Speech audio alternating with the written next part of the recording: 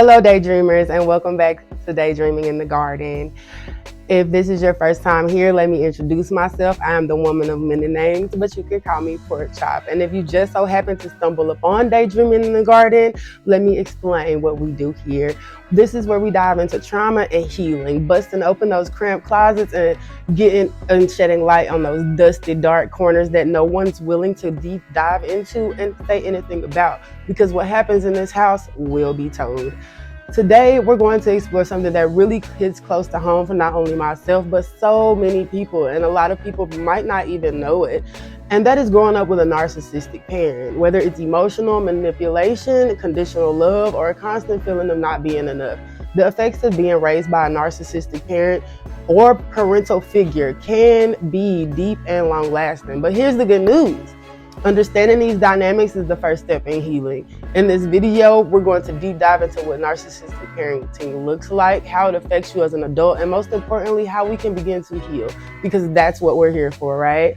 So if you've ever felt like your worth was tied to what you did for others, or that you were always walking on eggshells at home, trying to be a people pleaser, or feeling as though your parental figure you felt like you meant nothing to them, this video is for you.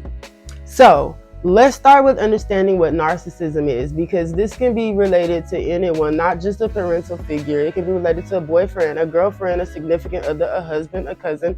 Anybody can be narcissistic. And a narcissistic personality disorder is a condition where someone has an inflated sense of their own importance, a deep need for excessive attention and admiration, and a lack of empathy for others. Narcissistic parents often don't see their children as individuals with their own needs and feelings, but rather as extensions of themselves, there to serve their emotional needs or bolster their image.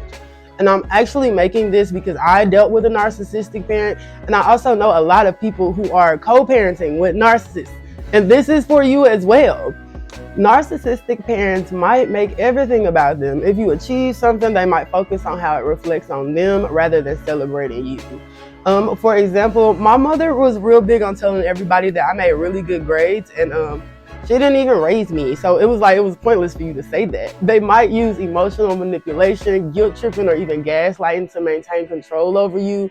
And in some cases, they may completely ignore or dismiss your needs because their needs are always the priority. And these are all big common traits of narcissists. This is not an all deep dive, so I did not go into deep details. I'm actually on the verge of trying to get into doing very deep dives on this because I've had a lot of people request it. So if y'all could just be patient with me, I will actually upload deep dives. I'm not sure exactly what platform I'm going to use to upload them on. So if you want to subscribe to all my platforms and all my social media channels to be able to get the best updates, I make most of my updates on my Facebook.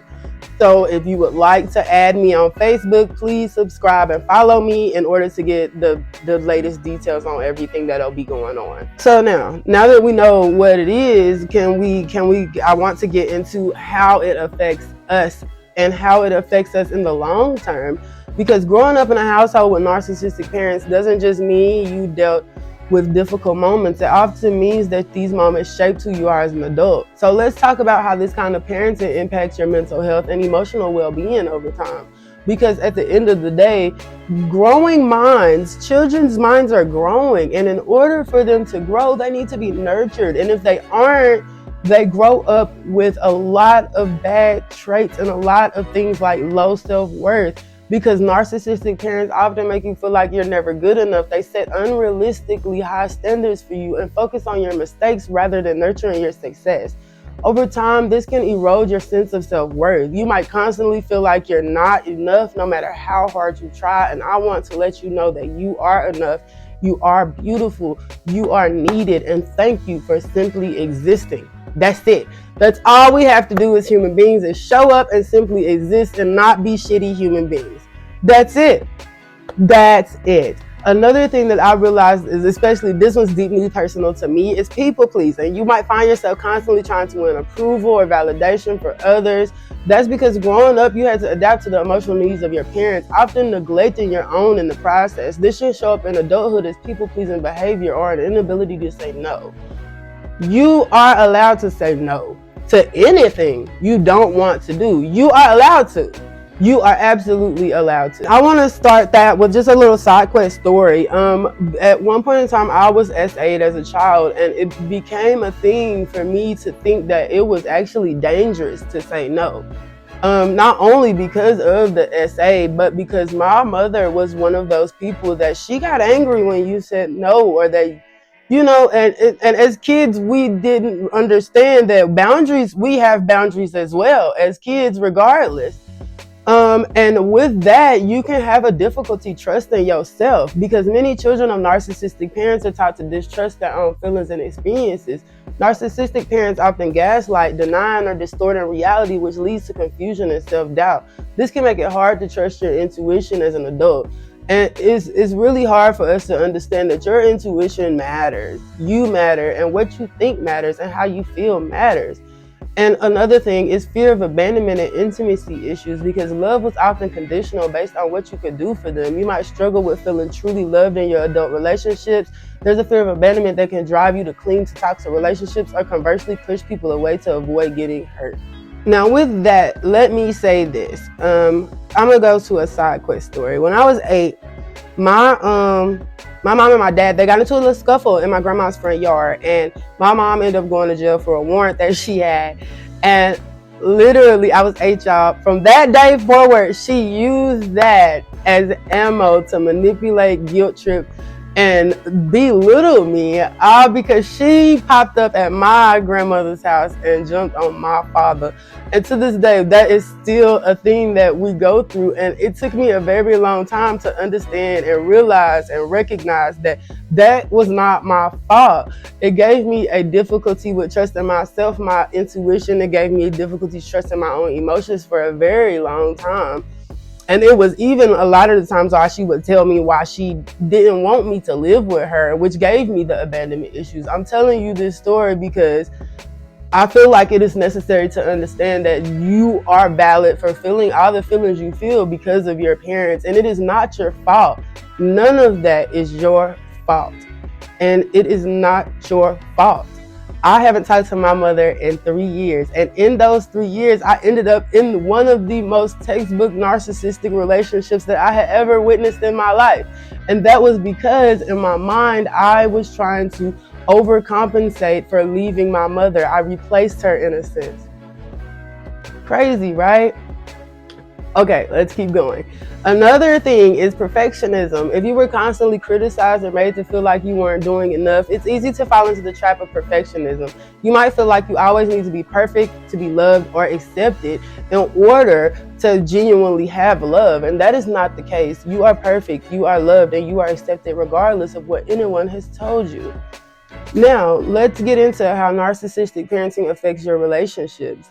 The impact of narcissistic parenting doesn't just stay within your own emotional world. It spills over into your relationships, whether that's friendships, relationships, the relationships you have with your kids or anyone else. And whether it's romantic, even work relationships. Growing up with narcissistic parents often shape how you interact with others.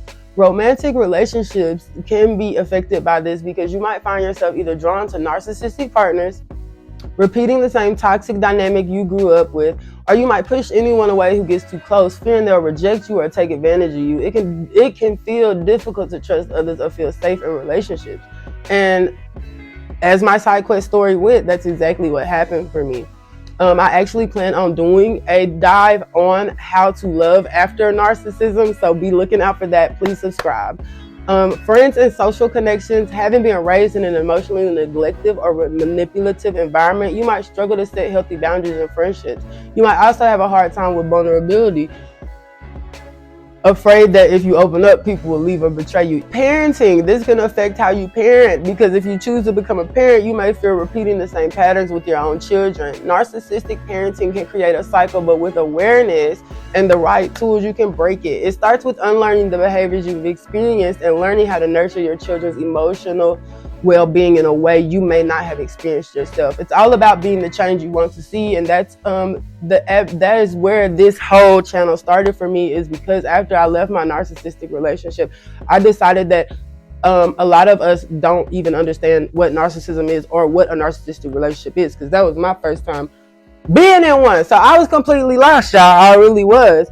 But when it comes to healing and moving forward, We always have to remember there is an important part. Healing is absolutely possible. It takes time, self-compassion, and often professional support, but you can rewrite your story. Here are some steps to help you start that healing journey.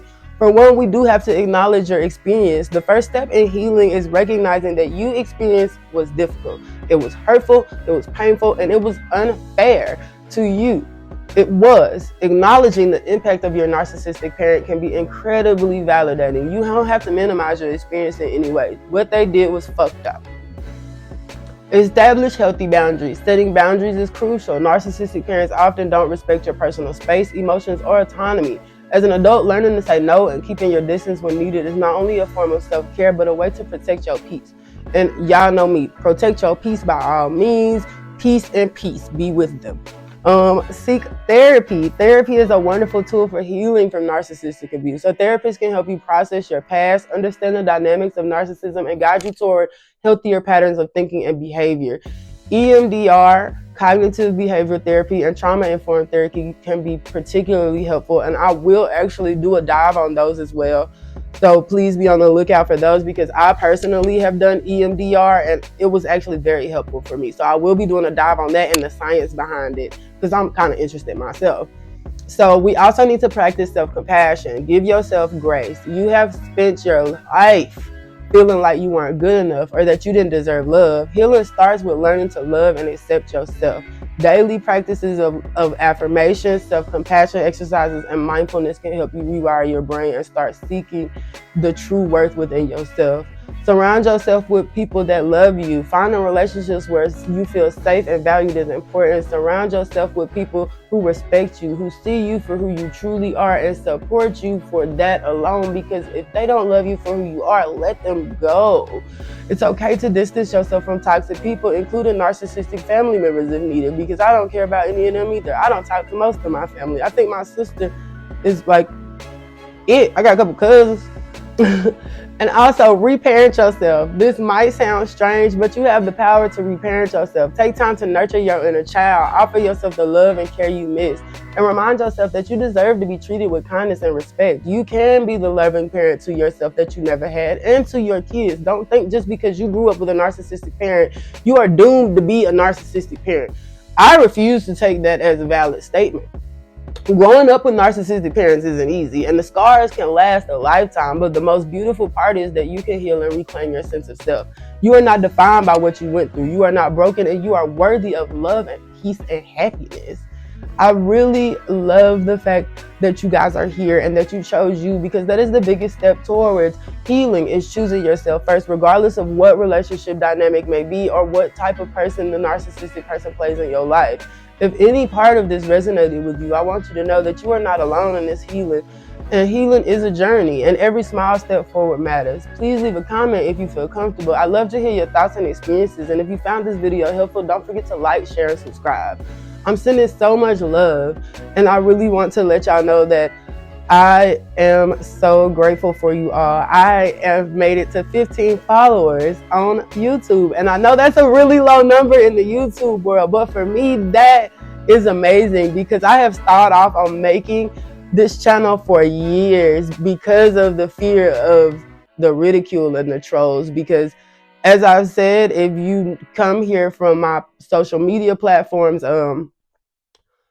the comments can be brutal. And 2 years ago, when I went viral by mistake, it took me a very long time to finally come back out of the shadows, because I had gotten into such a dark place dealing with all that in real time, trying to process that it is not your fault, that you are worthy of love, that yes, your parents absolutely did fuck you up, but it is up to us to heal that. It is our responsibility, because we have kids of our own, and we can't let that trickle down into the next generation. It starts with us. It ends with us. Because what happens in this house will be told. Thank you so much for coming, and I look forward to seeing you again. Love, peace, and bunches of hugs and healing to you all.